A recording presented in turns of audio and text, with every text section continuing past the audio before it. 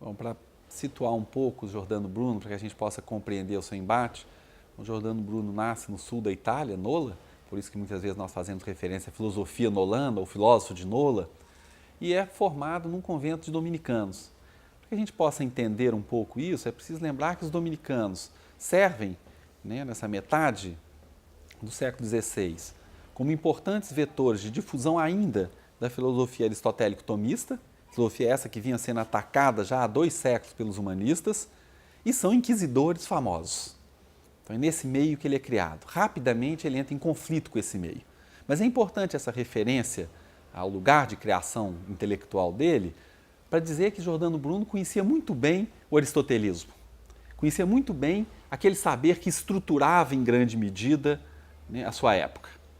Época já em crise, já dominada por ataques sucessivos, mas ainda assim Giordano Bruno conhecia muito bem. Mas essa base serviu para que Giordano Bruno alargasse ao longo da sua carreira, que vai se transcorrer na Europa todos os seus conhecimentos. Primeira coisa, ele vai mergulhar de cabeça nas religiões, na religião egípcia, no hermetismo, na cabala judaica. São traços importantes dessa época que marcam o ecletismo da filosofia do Renascimento. Giordano Bruno tinha um grande conhecimento de algum desses fatores, outros eles teve conhecimento pela via de outros filósofos do Renascimento, como Pico della Mirandola, de onde ele retirou muito dos seus conhecimentos de cabala. Então esse é um segundo aspecto da criação, digamos assim, filosófica de Giordano Bruno. Um aspecto decisivo é o encontro de Giordano Bruno com o pensamento de Nicolau de Cusa, um cardeal, por incrível que pareça, um cardeal que vivera um século antes e que, no entanto, havia feito a especulação de que o universo era infinito. Mais hábil, digamos assim, do ponto de vista social do que Giordano Bruno, ele tivera o cuidado de dizer, e são meras especulações sem fundamento. Mas o que ele dizia era claramente que o universo era infinito e que isso tinha consequências cosmológicas. Giordano Bruno é o herdeiro também, direto, e cita isso em muitos dos seus livros, em pelo menos 2 ou 3, ele diz de Nicolau de Cusa, da importância de Nicolau de Cusa na sua formação. Ora, o que vai fazer Giordano Bruno? Ele vai tirar as consequências desse encontro de saberes e do fato de que ele desconfia cada vez mais que a filosofia aristotélico-tomista não descreve corretamente o mundo para forjar a sua filosofia nolana. Em relação à religião, por exemplo, ele diz o seguinte, olha, a religião tem uma função social, portanto é preciso ter religião, mas a verdadeira religião é a religião interior. Essa religião que nós conhecemos é uma religião de controle social. E ele diz, bom, é verdade, as massas, a palavra é minha, não é dele, naturalmente, as pessoas em geral precisam de religião para se estruturar. Mas ele dizia, mas atenção, essa não é a verdadeira religião, a religião verdadeira é sempre interior. Para formulá-la, ele se serve de elementos díspares mesmo, se serve de elementos como o hermetismo, a religião egípcia, ele faz uma certa mistura desses elementos, mas o fundamental é esse. Mas há um ponto que apoia Giordano Bruno que muitas vezes nós esquecemos no tocante à religião, que é o fato de que ele dizia a única persuasão verdadeira é aquela por palavras. Mesmo se está totalmente errado alguém, você tem direito de tentar persuadi-lo, mas sempre por argumentos, nunca pela força. E é isso que talvez ele não tenha entendido no seu processo. O que ele não entendeu? Ele foi feito prisioneiro em 1592, depois da denúncia do Mocenigo. Ele é levado para Roma. Veneza prefere abrir mão da sua independência em relação a Roma do que libertar ou, pelo menos, condenar moderadamente o filósofo. E durante esse processo romano ele vai ter vários embates. O embate principal, do ponto de vista da cosmologia, é essa afirmação de que não existe um mundo, existem inúmeros mundos, que o universo é infinito e que Deus é imanente, ou seja, que está em todas as coisas. Enquanto Criador, ele está em todas as coisas, não apenas num ponto transcendente, fora de nós, inacessível. Todas as coisas são um pouco de Deus. Teses absolutamente insuportáveis para a igreja. E a igreja sabe disso.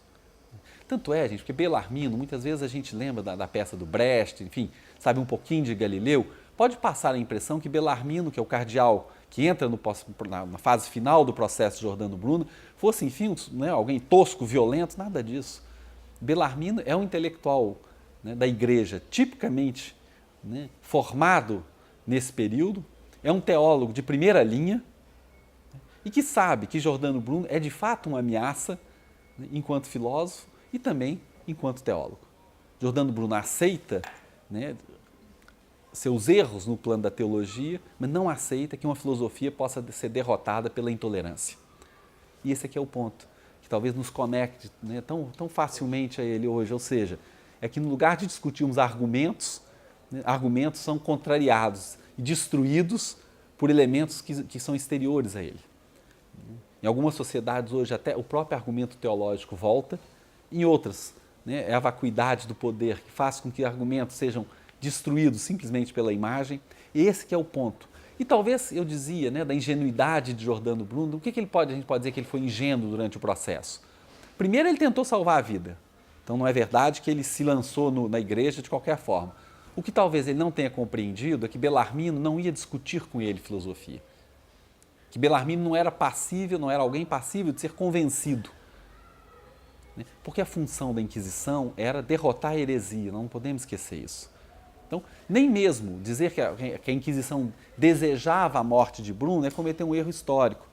A Inquisição desejava que Bruno se retratasse, porque a vitória da Inquisição, né, não é a morte de Giordano Bruno, teria sido Giordano Bruno abrir mão da sua posição filosófica.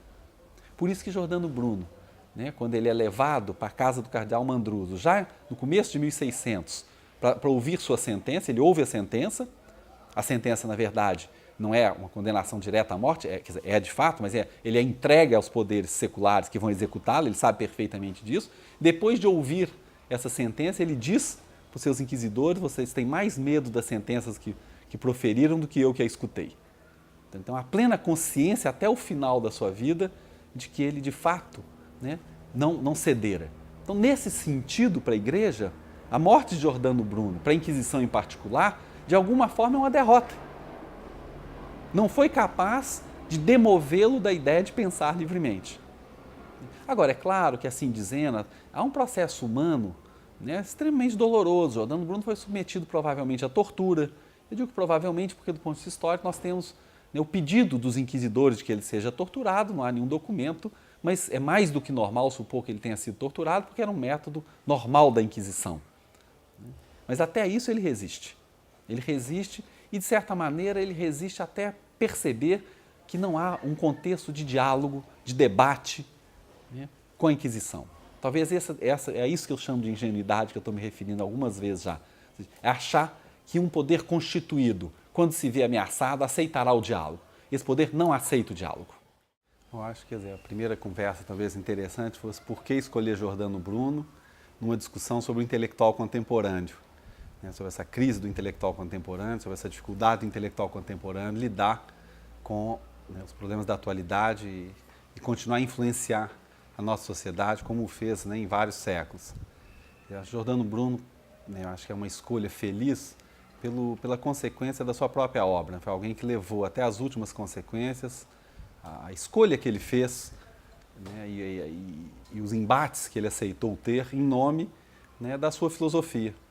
Em nome da filosofia nolana, como, né, nós falamos, referindo ao lugar onde ele nasceu, na Itália, e que aceitou levar até as últimas consequências, né, mais do que o conteúdo propriamente da sua filosofia, que é claro, ele era apegado também a isso, mas Giordano Bruno lutou, sobretudo, pelo direito de filosofar, pelo direito de pensar, né, e de fazer a sua filosofia, né, de forma independente, tanto das forças religiosas, que acabaram o condenando, quanto das forças políticas com as quais ele lidou ao longo da vida, na França, na Inglaterra.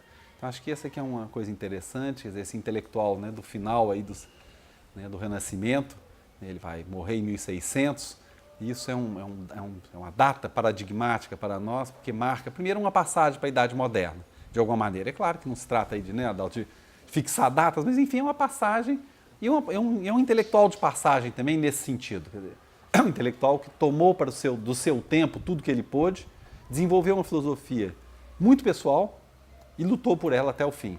Acho, nesse sentido, acho que a escolha de Giordano Bruno se justifica.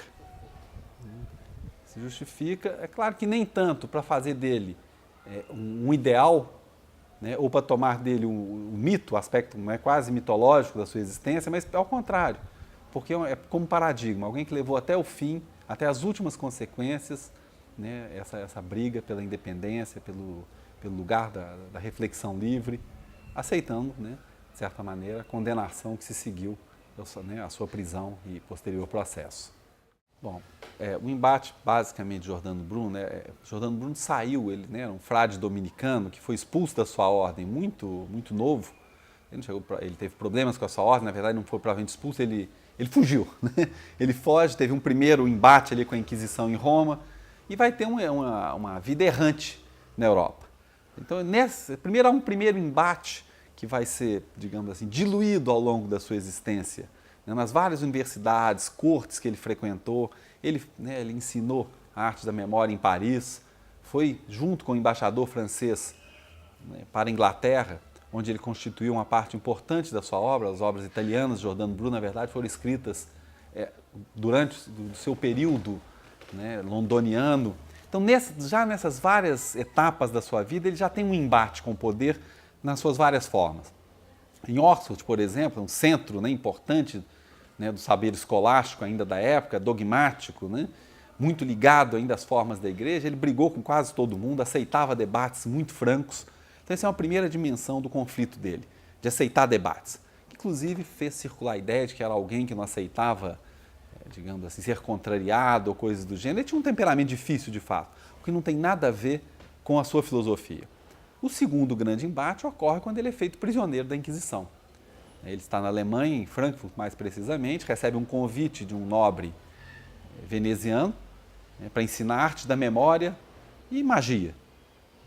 Ele prudentemente se dirige a Veneza, né, certo de, primeiro, que Veneza era uma cidade autônoma e muito ciente da sua autonomia em relação às forças do papado, né, na época, né, fundamentais, digamos assim, no equilíbrio do poder italiano.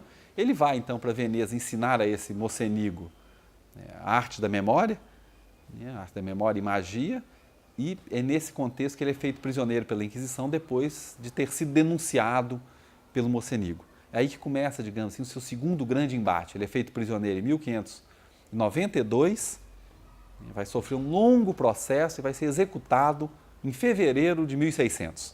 Então, é uma prisão difícil, longa, primeiro em Veneza, no primeiro ano, depois em Roma, prisão que se estende, ele é torturado. Né? E é o processo dele que fez também aparecer com mais nitidez como ele tomava esse lugar de quem busca a verdade, né? De quem procura a verdade. Né? E esse segundo embate que eu acho que ficou para nós, que fica como paradigma, né, do lugar, né, do intelectual. É claro, né, Adalto, que ninguém deseja para o intelectual que essa seja o lugar normal do intelectual. Acho que o que é interessante do Giordano é que é tão radical a posição dele, tão radical a sua vida, que nos ajuda a pensar os casos menos extremos, digamos assim, do conflito do intelectual com o poder, do intelectual com o seu tempo e com as forças dominantes da cultura de um tempo, e que nesse caso era a Inquisição. Olha bem, quer dizer, quando ele é feito prisioneiro, ele é acusado de heresia, né, de ter blasfemado, de não acreditar na virgindade de Maria. Tem tópicos clássicos da acusação de heresia. O que é interessante, Adalto, é que, contrariamente ao que a gente pode imaginar, né, Giordano Bruno, nesse longo processo, procurou preservar a sua vida. Então, porque senão nós também podemos acreditar que trata-se de alguém que, enfim, que se entregou numa luta suicida com a igreja. Não é verdade isso. O processo mostra que Giordano Bruno foi muito astuto, inclusive, na fase veneziana, para tentar se salvar. O que ele não aceitou foi se salvar a qualquer preço, ou seja, ao preço do seu direito de filosofar. Então, o primeiro ponto foi uma acusação de heresia, que ele tentou contornar, e ele tenta o tempo todo contornar o processo, dizendo que eu sou um pesquisador da razão, eu sou um filósofo. Aquilo que é uma verdade da fé, eu não discuto. Ele ainda diz para os seus inquisidores em Veneza, se eu disse alguma bobagem em relação à fé, eu aceito abjurar. O que eu não aceito é abjurar das minhas crenças filosóficas sem discutir. O ponto é esse.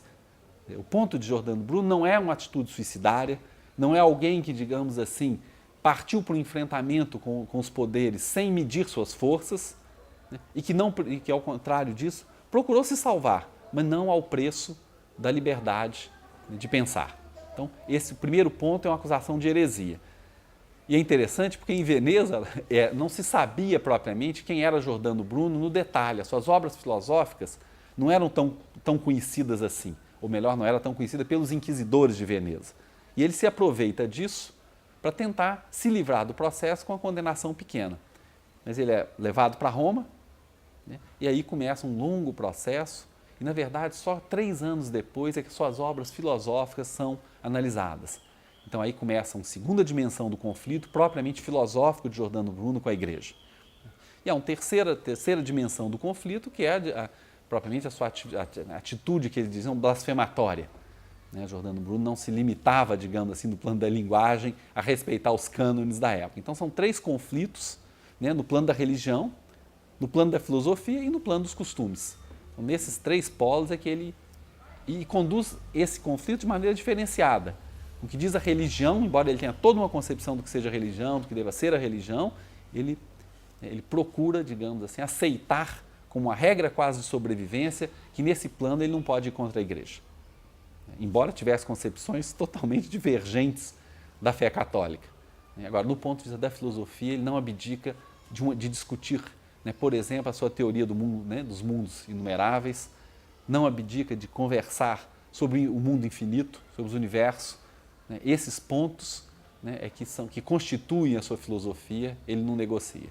Dizer que não há uma preocupação com a política em Giordano Bruno não é verdadeiro, mas ele não há uma preocupação com a política no sentido mais imediato do embate que hoje nós chamaríamos ideológico, ou uma luta pelo poder no sentido mais restrito. Não.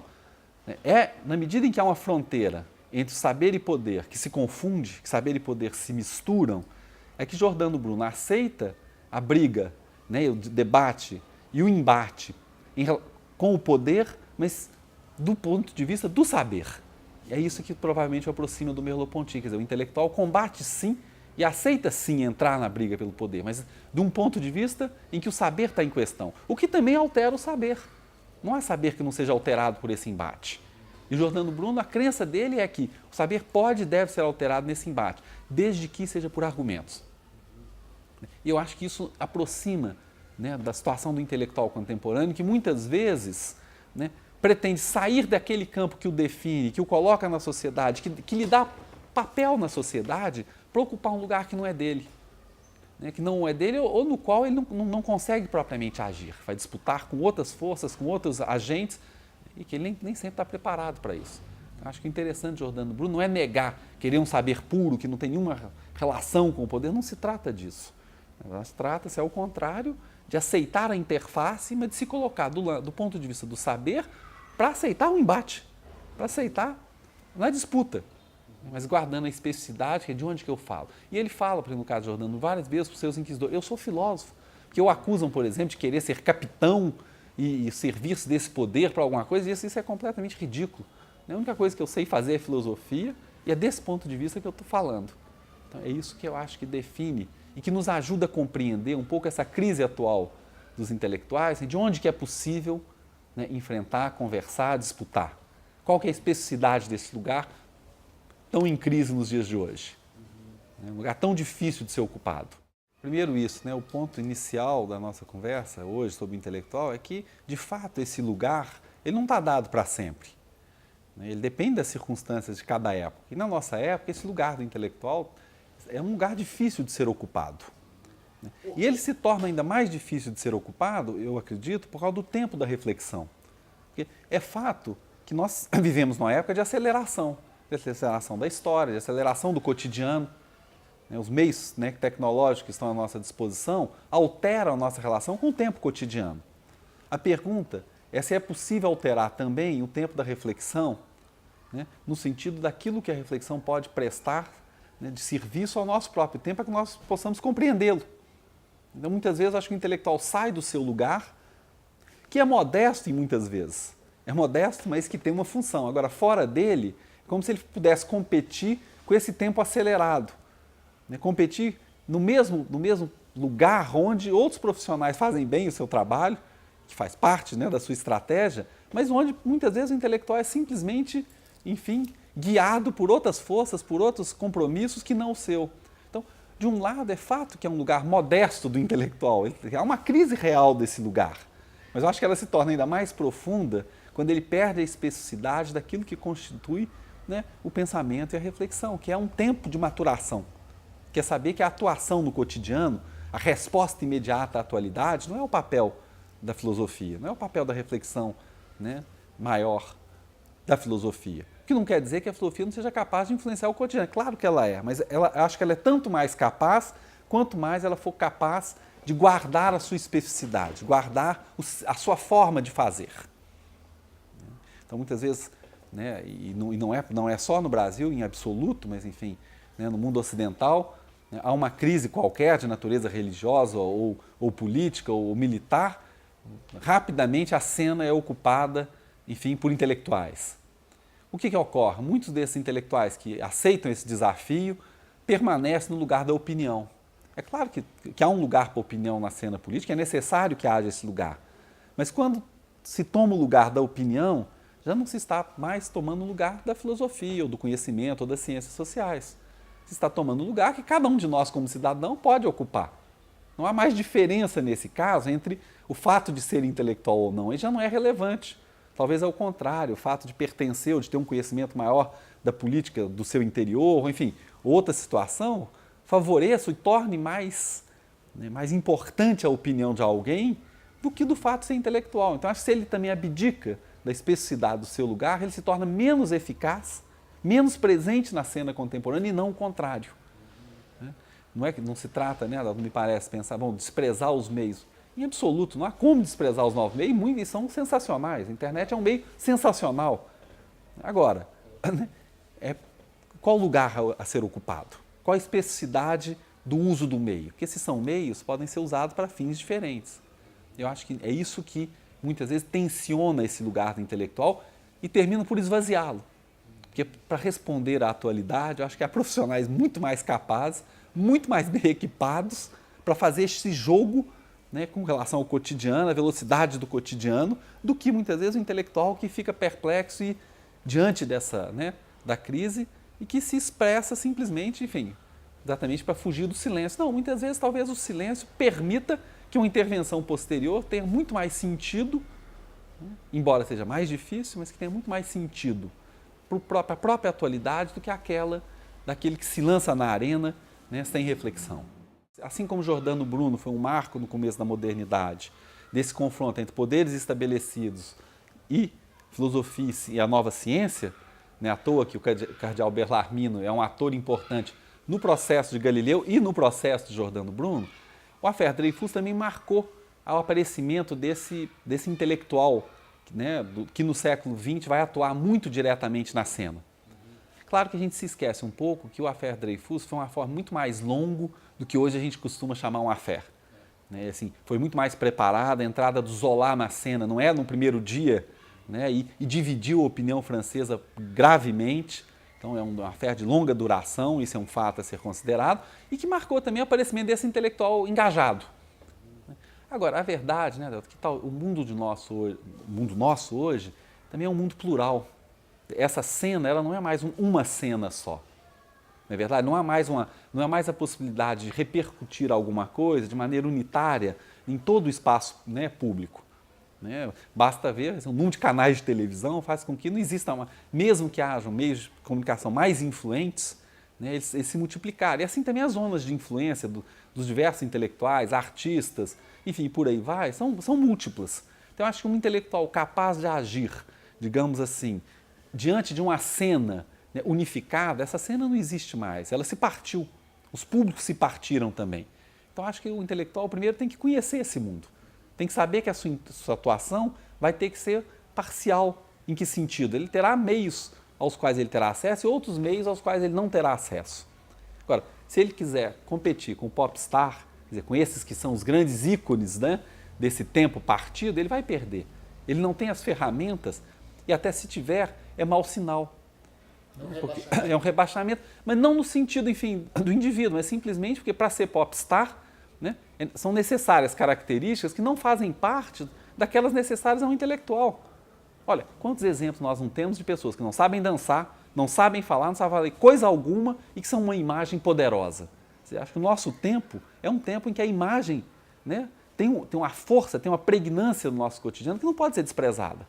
Por que nós podemos imaginar que o intelectual que precisa, ao contrário, de conteúdo, que só será relevante na medida em que ele tiver coisas para dizer, ele vai poder competir, né, ou imaginar que esse lugar é o dele. Esse lugar não é o dele. O que implica uma certa modéstia mesmo diante da sua capacidade de atuação. Um intelectual com impactos de Sartre, por exemplo, dificilmente, né, poderá existir, eu acho que num mundo como o nosso, né, em que são, né, na linguagem, né, são várias tribos, né, convivendo, são várias linguagens convivendo. Dificilmente esse intelectual capaz de dar conta, né, da totalidade como ator da cena pública vai existir. O que não quer dizer que o intelectual não possa pensar sobre a totalidade dessa cena, pensar sobre as consequências da época da dominação da imagem, né, da importância das mídias. Esse é um novo objeto que se apresenta e aí sim cabe refletir sobre ele. Agora, o fato de refletir sobre ele não te transforma imediatamente num ator de primeira linha numa sociedade das imagens. E ele vai perder, ou vai se ridicularizar ao fazer o que não sabe. Então, acho que também cabe um novo papel para que seja conservado, a meu ver, né, justamente esse lugar específico da reflexão na sociedade. Se ele se perder nos meios, ele perderá também a sua finalidade. Quer dizer, ele fala da tolerância necessária com o outro. Né? Claro que a palavra não é usada nessa época, mas é disso que ele fala.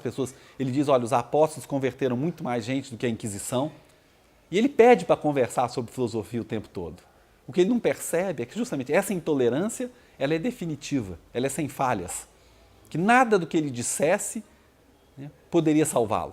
Eu acho que em 1600, né, quando em um determinado momento, já no final de 1599, ele é chamado, porque tem duas vezes por ano eles eram chamados prisioneiros da Inquisição Romana, né? Na Páscoa e no Natal. Chega num determinado momento, ele vira para os seus inquisidores e fala, não vou abjurar, não sei por que eu tenho que abjurar, não tem nada que eu queira abjurar. O pessoal fala assim, mas bom, ficou doido. Não ficou doido. Acho que ele finalmente compreendeu que o mundo no qual ele estava encarcerado era sem saída. Que essa intolerância do poder eclesiástico, dos poderes em geral, constitutivos ali da cena romana, né, ele não ia vencer. Ele compreendeu finalmente que ele não ia ter a ocasião com a qual ele sonhou de certa maneira, que é o quê? Conversar sobre a sua filosofia. Isso ele nunca fez. A cada vez que ele dizia que abjurava, né, eles diziam que a abjuração era falsa. Então, em 1600, depois dessa cena, na casa do cardeal Mandruso, ele é então levado à fogueira. E é interessante, Adalto, um último dado sobre isso, que ele é condenado e executado, portanto, em 1600, que no século XIX quiseram fazer aquela estátua que está lá no Campo dei Fiori, em Roma. Os poderes públicos não aceitaram, o Vaticano não aceitou. Os estudantes da Universidade de Roma entraram em greve para convencer, para conseguir, né, que a estátua fosse construída, e no dia que ela foi inaugurada, o Papa ameaçou abandonar Roma, né, percebendo o perigo do ato simbólico, né, se postou diante da estátua de São Pedro o tempo todo, enquanto os manifestantes inauguravam a estátua de Giordano Bruno. Então, até no século XIX e mais recentemente no século XX, a Igreja continua não aceitando, né, a posição de Giordano Bruno em relação a ela. O próprio cardeal Mercati, que publicou os documentos, uma boa parte dos documentos que nós conhecemos do processo de Bruno, né, dizia a Igreja fez o que fez e tinha todo o direito de fazê-lo. Então, é uma intolerância em relação a ele, talvez por isso, porque ele tenha, pela sua ação, compreendido tão bem, né, esse lugar em que o intelectual consegue de fato inquietar os poderes, que é quando ele é mais verdadeiro com ele mesmo, quando ele está mais próximo, né, desse direito de pensar, quando ele mais luta pelo simples direito de pensar diferente, só isso. É dessa maneira que eu acho que talvez ele chegue a nós como imagem. É claro que é um paradigma, mas os paradigmas servem para que a gente possa pensar. Exatamente porque ele é extremo, que talvez seus elementos se destaquem. Mas eu acho que a nossa época, muitas vezes, ela é profundamente intolerante com um pensamento diferente. Né? Mesmo no nosso país aqui, quantas vezes, né, algumas ideias de senso comum ou meras tolices ocuparam o lugar de pensamento. Temos que fazer isso, temos que fazer aquilo outro, como se houvesse, de fato, um debate que tivesse nos levado a... Não, são meramente posições que refletem interesses, que se escondem nessas posições e que nos são vendidas como ideias, que de fato não são. Então a intolerância tem outra forma, né? Talvez ela seja menos radical, ninguém vai para a fogueira propriamente, né? Mas de alguma maneira ela continua neutralizando, né, esse ponto, continua impedindo que essa manifestação, né, da diferença no pensamento, né, simplesmente disso, possa né, ter o mesmo espaço, né, que outras formas e outras manifestações. Né? Muitas vezes o intelectual se encontra em silêncio, mas outros ele é silenciado por meios diversos e muitas vezes muito sutis. E numa época como a nossa, né, de grandes sociedades, de meios de comunicação muito poderosos, né, há uma forma de silenciar também, que é negar acesso a esses meios. Né? Criar obstáculo a esses meios, encantonar, digamos assim, o pensamento, evitar que ele ocupe um lugar na cena maior do que, né, aquele que gostaria. Então, acho que também há um silêncio provocado dos intelectuais. É pedido que ele faça aquilo que talvez ele não devesse fazer, que é o quê? Reagir sem reflexão a acontecimentos que são contemporâneos. E que não é que nós não devemos reagir. Como cidadão, é claro que nós reagimos à cena contemporânea. É claro que cada um de nós, diante das muitas crises que configuram a nossa história política, é claro que nós reagimos. Mas quando nós vamos ler alguém ou vamos escutar alguém, eu quero escutar alguém além dessa opinião que eu posso ter no meu dia a dia. Eu quero que alguma coisa tenha se depositado e permitido pensar, e não simplesmente uma relação que é normal quando nós, né, estamos na cena pública, mas que todos nós podemos e devemos fazer. Agora, eu espero do intelectual, cada um espera do intelectual, que ele seja capaz de dizer um pouco mais, que ele seja capaz de sedimentar aquilo que nós vivemos, né, para que essa vivência sedimentada possa ser pensamento. Senão, ela será um simples fluxo de ideias, um simples fluxo de opinião, né? E nós sabemos exatamente pela nossa realidade histórica como essas cenas mudam rápido. Em 6 meses, uma cena que parecia definitiva e catastrófica muda completamente, os problemas mudam e, de fato, muitos problemas que são atávicos à nossa cultura, à nossa realidade política, sequer são abordados. Nós ficamos com a superfície do acontecimento e perdemos isso que é mais difícil, trazer o acontecimento, né, para o fundo dele mesmo, para aquilo que de fato ele significa, para aquilo que ele espelha. E essa é a tarefa do intelectual, é ter paciência. Acho que há uma paciência aí com o conceito, há uma paciência da elaboração, que é esse o papel. Sem ele, nós não teremos como, digamos assim, ter de fato alguma presença na cena. Nós vamos nos confundir no burburinho das opiniões.